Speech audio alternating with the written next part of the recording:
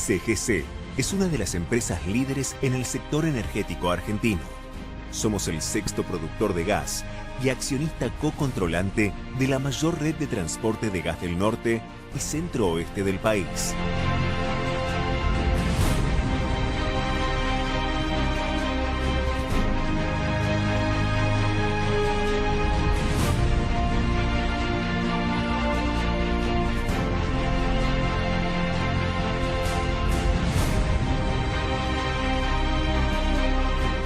Tenemos un posicionamiento estratégico en la cuenca austral continental, con activos de alta calidad y extensa infraestructura instalada.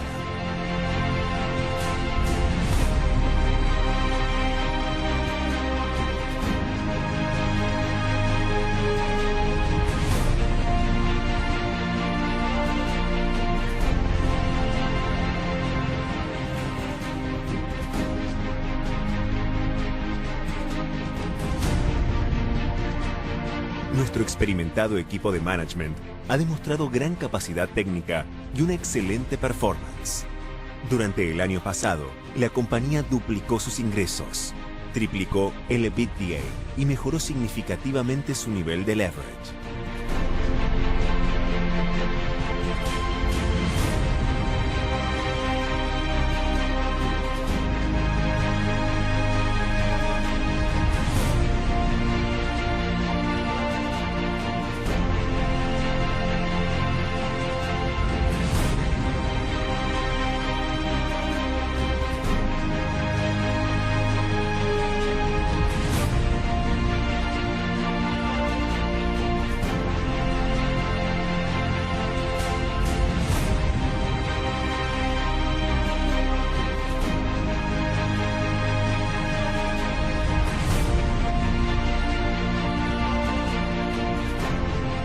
Corporación América, nuestro accionista mayoritario, es uno de los principales inversores a largo plazo de la Argentina.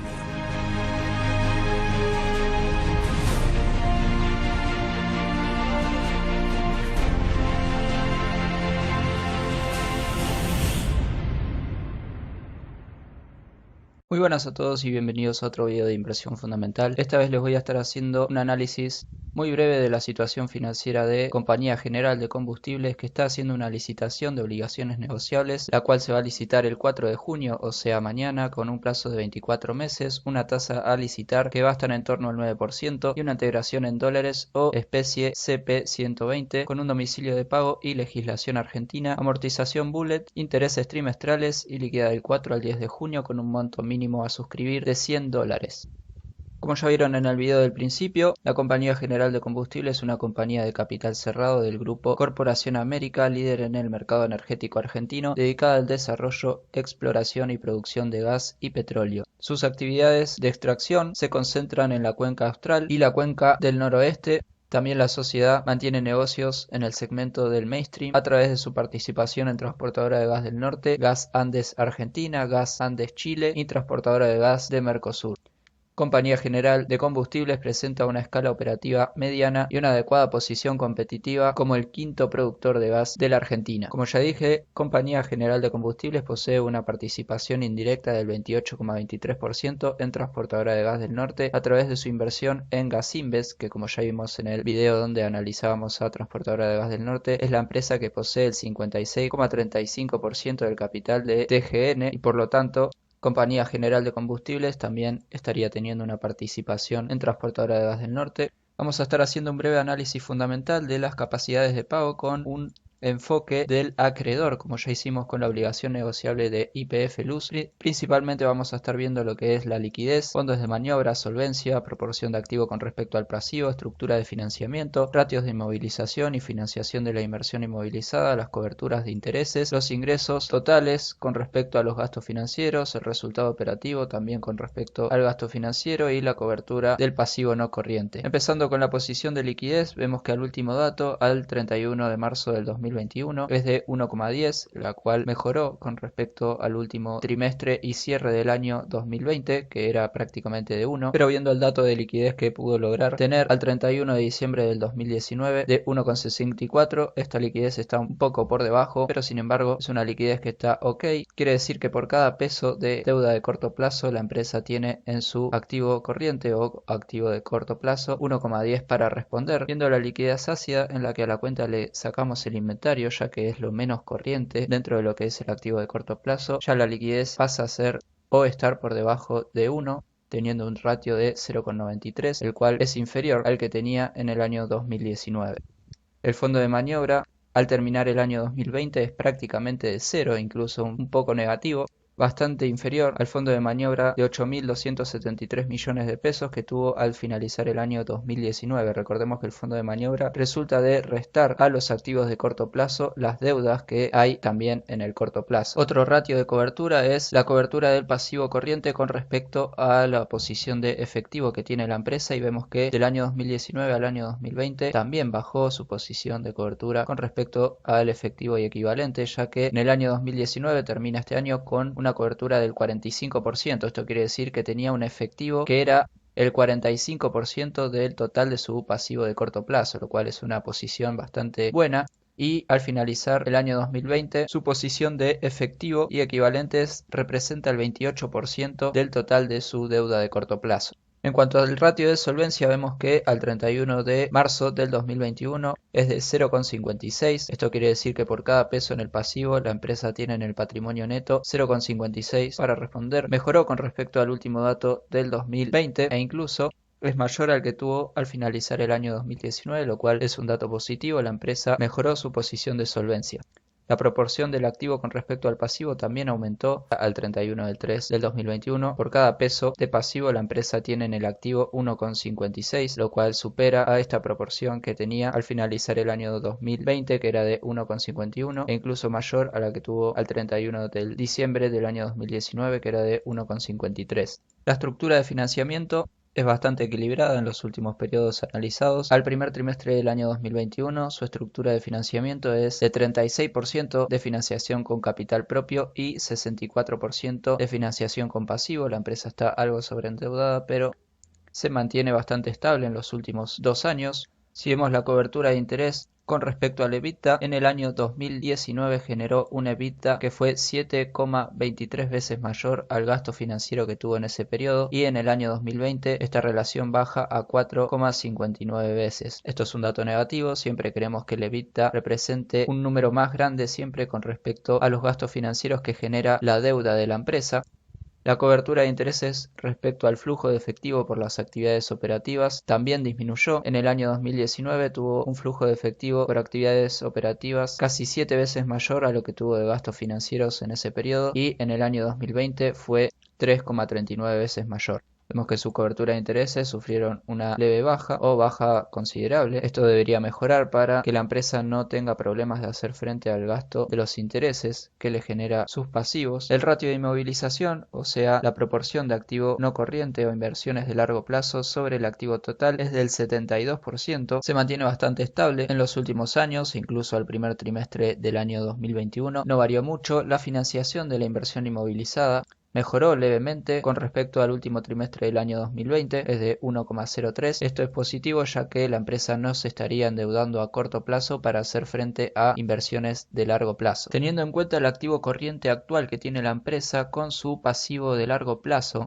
vemos que viene aumentando la proporción del año 2019 al año 2020 y disminuyó levemente al último trimestre presentado en el 2021, que es el primer trimestre, a 0,73. Esto quiere decir que por cada peso de pasivo de largo plazo la empresa tiene en el activo de corto plazo 0,73. Y el hecho de que haya aumentado de año a año quiere decir que la empresa se va haciendo cada vez más líquida. Estaría bueno que mantenga esta tendencia, lo que nos haría pensar que en el futuro no va a tener problemas para hacer frente a sus pasivos. Si tenemos en cuenta el activo de largo plazo con respecto al pasivo de largo plazo también, vemos que el ratio siempre está por encima de 1, y esto quiere decir que la empresa tiene más activo no corriente que pasivo no corriente, lo cual es un dato positivo, y también viene aumentando del año 2019 al año 2020. El último dato es de 1,87. Algunos ratios más para analizar.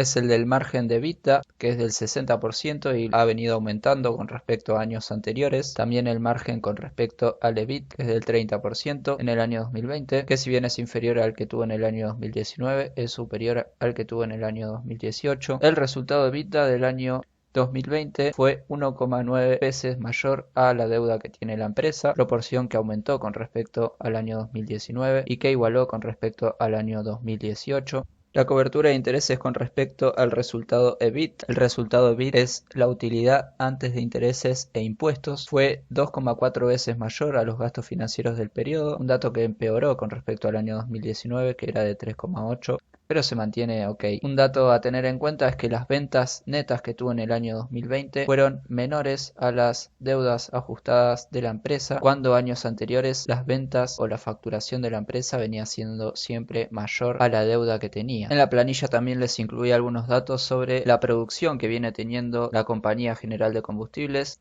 En los últimos años vemos que desde el 2008 al 2014 hay una tendencia negativa en la producción de gas y después se empieza a revertir a partir del año 2015. Sin embargo, la producción de gas del año 2019 al año 2020 disminuyó. Las reservas probadas de la compañía el 31 de diciembre del año 2020 fueron prácticamente iguales a la del año 2019, con una variación levemente a la baja. Estas reservas están compuestas un 13% por petróleo y un 87% por gas natural. Acá están las áreas de acción para la empresa. Vemos que tiene operaciones en el país Venezuela, un dato a tener en cuenta. Acá está la estructura patrimonial consolidada desde el año 2018 al año 2021, también con su estructura de resultados. Vemos que la última propuesta de asignación de resultados, el ejercicio 2020, arrojó una utilidad positiva de 41 millones de pesos. Los resultados no asignados totalizan 798 millones al 31 de diciembre del año 2020 y el directorio recomienda a los accionistas que los resultados no asignados mencionados se destinen a incrementar la reserva facultativa para mantenimiento de capital de trabajo y futuros dividendos. O sea, la empresa no va a dividir o no va a asignar o no va a distribuir los resultados no asignados que están en el patrimonio neto de la empresa para darle una mayor cobertura y poder hacer frente a gastos de capital y futuros dividendos, lo cual desde mi punto de vista es un dato positivo. Y para ir finalizando el análisis vemos los vencimientos de deuda financiera en dólares. Tenemos una deuda financiera total equivalente a casi 400 millones de dólares, con una vida promedio de más de 2 años y una tasa promedio de 9%. Acá están todas las deudas por tipo. Tenemos préstamos bancarios, obligaciones negociables clase 10, bonos locales y demás. Vemos que al cuarto trimestre de este año se le vence una gran proporción de deuda. Las obligaciones negociables con una tasa de interés más alta son las clase 12 y clase 13, las cuales vencen en el segundo trimestre del año 2021, o sea, actualmente están venciendo estas. La empresa seguramente está emitiendo estas obligaciones negociables, las cuales va a licitar mañana 4 de junio para poder hacer frente al pago de las obligaciones negociables que le están venciendo actualmente y poder así reperfilar su deuda.